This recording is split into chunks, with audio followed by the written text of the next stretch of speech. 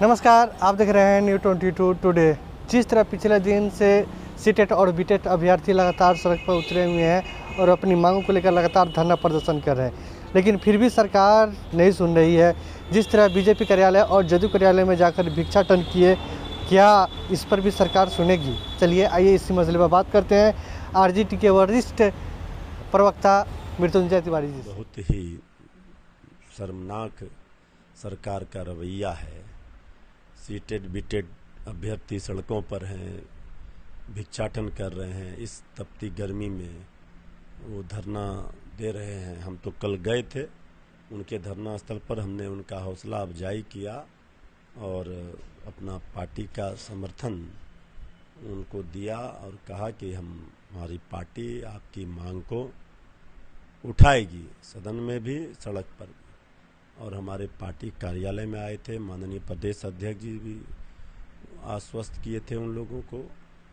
बाकी सरकारी पार्टियों के कार्यालय में गए थे तो वहाँ तो उनका कोई जेडीयू में सर भगा दिया गया, सर बोला भागो यहाँ से, गेट लगा दिया। वही कह रहे हैं कि सरकार है जिनकी, उन पार्टियों कम से कम पीड़ा तो सुननी चाहिए। भाई 19 लाख रोजगार का वादा किए थे, क्या हुआ उसका? कोई बताने के लिए तैयार नहीं। जहां रोजगार मिलना चाहिए उत्तीर्ण अभ्यर्थी हैं, इसके बाद वो सड़कों पर छोड़ दिया। सरकार का कोई नहीं जाकर हालचाल ले रहा है, कोई नोटिस नहीं ले रहा है, सुध लेने वाला कोई नहीं है। ये दुर्भाग्यपूर्ण है और हम समझते हैं कि आदरणीय नीतीश कुमार जी इस तरह से कम छात्रों नौजवानों का भविष्य बर्बाद मत कीजिए, चौपट मत कीजिए। बीपीएससी परीक्षा का प्रश्न पत्र लीक हो जाता है हर जगह। देखिए शिक्षकों की बहाली, सारे जगहों पर छात्र नौजवान सड़कों पर हैं, कोई सुनने वाला नहीं, सुध लेने वाला नहीं। अब तो सरकार की जो मंशा है वो ठीक है नहीं और हमें लगता है कि ये सारे बीमारियों की एक ही दवाई, सरकार की जल्द से जल्द हो विदाई, तभी होगी सभी की भलाई। हम फिर आते हैं विधानसभा चुनाव में। तेजस्वी यादव जी बोले थे कि जैसे ही हमारी सरकार आती है हम पहले कलम से 10 लाख लोगों को रोजगार देंगे। मगर जैसे ही इन्होंने बोला 10 लाख लोगों को रोजगार देंगे, उधर से एनडीए गठबंधन की तरफ से बोला जाता है साहब वह 10 लाख बोलते हैं, हम उससे 2 कदम आगे हो जाते हैं, 19 लाख रोजगार देंगे। और अभी भी तेजस्वी यादव जी ने बोला है कि हमारी सरकार आएगी तो हम पहले ही कैबिनेट में 10 लाख लोगों को हम लोग रोजगार देंगे, हम लोग नौकरी देंगे। क्या सही बात है सर? नहीं तो हम लोग तो सही बात किया, इसी पर पूरा चुनाव हुआ।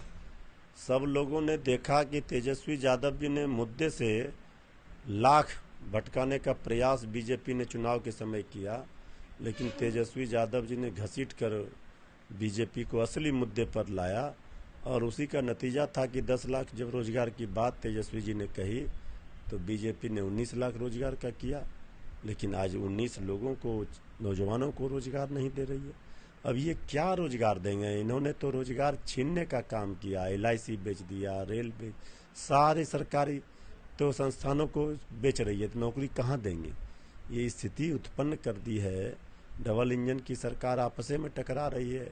यहाँ तो देख रहे हैं कि सरकारी भवनों में आग लगे हैं, अब लगाए गए हैं, क्या है, लेकिन भीषण आग लगी विश्वरैया भवन में, कई महत्वपूर्ण फाइल जल गए। तो अब क्या मंशा है सरकार की नहीं पता, लेकिन सरकार में तो जो भी दल शामिल हैं उनकी नीतियां ठीक नहीं हैं और दोनों दलों में जेडीयू बीजेपी में अंदरूनी कलह है, घमासान है। वो जनता का क्या भलाई करेगी, जनता का क्या दुख दर्द बांटेगी, ये तो आपस में लड़ने में, फरियाने में। पुल नदी में सर पुल का 6 लेन का उद्घाटन हो रहा है, ना ही मुख्यमंत्री का जिक्र है, ना ही पोस्टर में जगह दिया गया है। अब बीजेपी से तो हम पूछना चाहते हैं भाजपा से कि एनडीए के नेता बिहार में माननीय मुख्यमंत्री जी हैं कि नहीं? बिहार के मुखिया माननीय मुख्यमंत्री जी को बीजेपी हटा दिया, ये मानती है मुख्यमंत्री कि नहीं मानती है?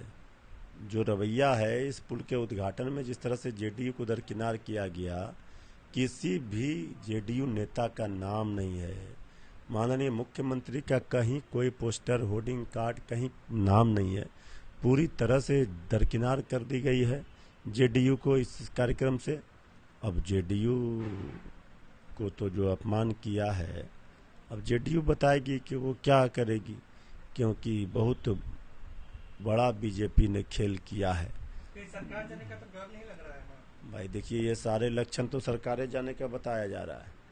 पता चल रहा है जो कयास लोग लगा रहे हैं, तो ये दोनों दलों में अगर ये ठन जाएगी, जो दिख रही है ठनी हुई है, तो फिर भला सरकार चलेगी कैसी? दोनों डबल इंजन तो आपस में टकरा गई। कोई पूरब कोइलवर जा रहा है, कोई पश्चिम जा रहा है, कोई पश्चिम जा रहा है, वो नालंदा, कोई पूरब कोइलवर। ये सारा चीज़ जो है दिख रहा है कि क्या हो रहा है। तो हम लोग तो कह रहे हैं कि भाई डबल इंजन, एक पूरब एक पश्चिम, दोनों आपस में ये हो गया तो जनता का क्या भला कर पाएंगे ये? तो सरकार, अब तो यही बाकी रह गया कि सरकार कब जाएगी। अब देखिए क्या क्या होता है अभी।